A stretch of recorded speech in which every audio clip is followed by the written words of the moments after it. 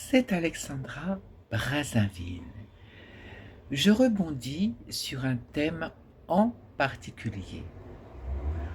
Pourquoi est-ce que l'on peut dire que les dépenses de l'État actuellement sont indécentes, injustifiées et qu'elles portent gravement préjudice au peuple français et aux futures générations? La patrie, la mère patrie, est là pour prendre soin du peuple, des concitoyens, des concitoyennes, comme une mère le ferait pour ses enfants.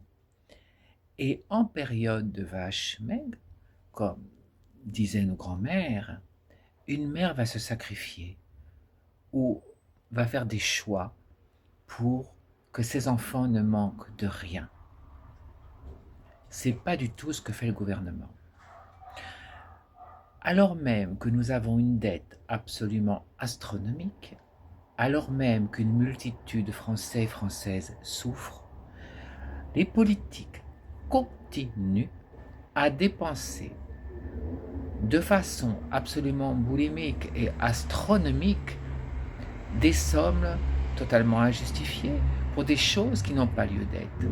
Bien au contraire, il faudrait faire des économies, revoir tous ces soi-disant privilèges accordés aux anciens politiques qui n'ont d'ailleurs pas fait de prouesse ni de miracle et qui devraient aujourd'hui, alors qu'ils sont partis, vivre, je dirais de façon modeste ou pas, mais en tout cas, être autonomes et non plus au crochet de l'État.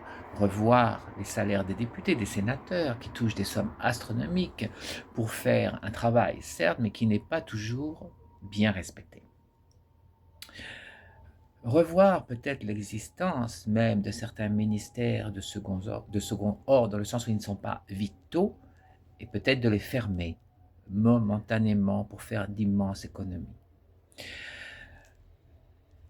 Il y a un principe très simple, quand on a un commerce, on ne confond pas le tiroir caisse et sa propre poche. Quand vous avez un découvert à la banque, vous n'allez pas dépenser l'argent, puisque ce n'est pas le vôtre. Vous allez au contraire penser à renflouer les caisses. Donc les politiques ne peuvent pas continuer à dépenser l'argent des Français, c'est-à-dire l'argent qui ne leur appartient pas, sous prétexte que c'est l'argent des autres. Et en plus, s'en mettre de la poche, et en plus, je dirais, ne pas se rendre compte que le peuple souffre affreusement. Donc là, nous arrivons à un point de rupture où il va falloir vraiment que l'État, le gouvernement, pense à rectifier le tir en pensant justement à ces futures générations qui vont être sacrifiées d'office, je pense à 3 générations minimum, en espérant qu'un jour, ces générations même sacrifiées puissent retrouver une France qui soit celle d'antan, avec une vraie puissance internationale, une vraie autonomie. Et ça n'est pas du tout gagné d'avance.